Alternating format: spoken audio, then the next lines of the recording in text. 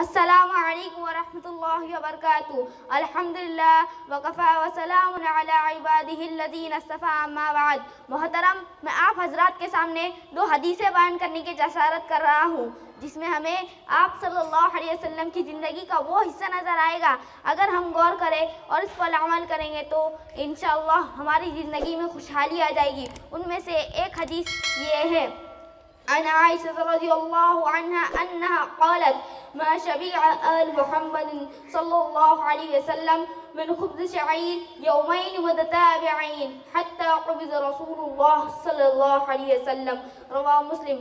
اور اس کا ترجمہ یہ ہے، حضرت عائشہ رضی اللہ تعالیٰ عنہ فرماتی ہے کہ رسول اللہ صلی اللہ علیہ وسلم کے وفات پا جانے تک آپ کے گھر والوں نے جو کی روٹی بھی کبھی 2 دن مسلسل پیٹ بھر کر نہیں کھائی، رواہ مسلم۔ دیکھیں، ذرا غور کریں کہ آپ صلی اللہ علیہ وسلم کی ذات مبارک اتنی بڑی ہستی، اس کے باوجود اللہ تعالیٰ نے فاقے کے ذریعے سے آزمائش میں ڈال دیا، اور ہم تو آپ صلی اللہ علیہ وسلم کی امتی ہے۔ اگر ہمارے اوپر بھی فاقہ آتا ہے تو ہمیں شکر کا دامن نہیں چھوڑنا چاہیے، اور اگر اللہ تعالیٰ نے ہمارے اوپر روزی کی فرمانبرداری کی ہے تو ہمیں اس کی قدر کرنی چاہیے، اور اللہ کی دی ہوئی ہر چیز کی قدر یہ ہے کہ ہمیں اس کے حقوق کو ادا کرنا چاہیے۔ اللہ تعالیٰ سے دعا ہے کہ ہمیں اس کی تمام نعمتوں کی قدر کرنے کی توفیق عطا فرمائے۔ اور دوسری حدیث یہ ہے، عن انس بن مالک رضی اللہ عنہ قال ان فاطمة رضی اللہ ناولت النبی صلی اللہ علیہ وسلم خسرہ من خبز شعیر فقال هذا أول طعام أكله أبوك منذ 3 أيام، رواه أحمد والطبراني وزاد فقال ما هذه؟ فقالت عرس خبزته فلم تطب نفسي حتى أتيتك بهذه الخسرة، رواه الطبراني۔ اور اس کا ترجمہ یہ ہے، حضرت انس بن مالک رضی اللہ عنہ فرماتے ہیں کہ رسول اللہ ایک مرتبہ حضرت فاطمہ رضی اللہ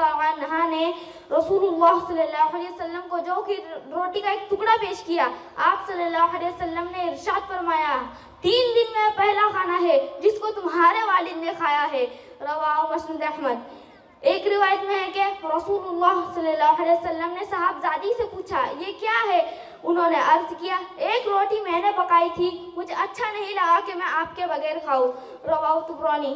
دیکھیں، اگر ہمیں روزی میسر ہوتی ہے تو ہمیں دوسروں کے بارے میں سوچنا چاہیے، ہمارے رہتے کوئی انسان فاقے میں تو نہیں، جیسا کہ حضرت فاطمہ رضی اللہ عنہا تھی، انہیں ایک روٹی میسر ہوتی تھی لیکن اس روٹی کو اکیلے کھانا گوارا نہیں سمجھا۔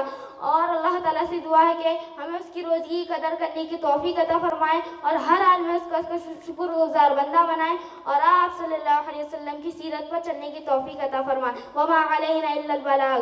السلام علیکم ورحمۃ اللہ وبرکاتہ۔